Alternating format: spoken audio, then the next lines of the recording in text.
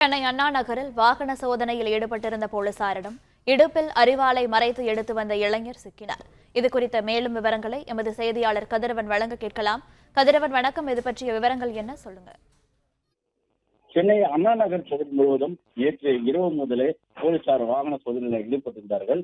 குறிப்பாக பைக் ரேஸில் ஈடுபடப்படுவதாக இன்ஸ்டாகிராமில் பதிவிட்ட நபர்களை பிடிப்பதற்காக இந்த வாகன சோதனையானது தீவிரப்படுத்தப்பட்டது.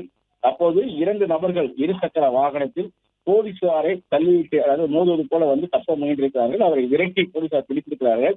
அப்போது இருசக்கர வாகனத்தை நிறுத்திட்டு ஒருவர் தப்பிவிட பின்னால் அமர்ந்திருந்த ஜெயசந்தீப் என்ற நபர் மட்டும் சிக்கியிருக்கிறார். அவரை சோதனை செய்த போது அவரது இடுப்பில் ஒரு வீச்சறிவாலும், அதே போல இந்த வீடுகளை பூட்டை உடைத்து கொள்ளடிக்கக்கூடிய ஒரு ஆயுதமும் சிக்கியிருக்கிறது. தொடர்ந்து ஜெயசந்தீப்பிடம் போலீசார் விசாரணை மேற்கொண்டு வருகிறார்கள். நேற்று இரவு ஐடிஓ பகுதியில் ஒரு கொலை ஒன்று விஜயகுமார் என்ற நபர் கொலை செய்யப்பட்ட நிலையில் அந்த கொலை வழக்கு தொடர்புடைய நபரா அல்லது கொள்ளை சம்பவம் ஈடுபடக்கூடிய நபரா என்ற கோணத்தில் விசாரணையானது நடைபெற்று வருகிறது. தற்போது அந்த வீடியோ காட்சிகள் வெளியாகிறது.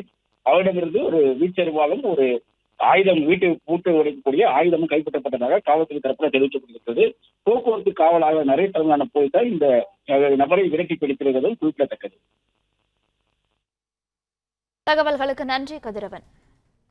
பிளே ஸ்டோர் மற்றும் ஆப் ஸ்டோரில் இருந்து பாலிமர் செயலியை QR கோடு மூலம் பதிவிறக்கம் செய்யுங்கள். செய்திகளை உடனுக்குடன் பெறுங்கள்.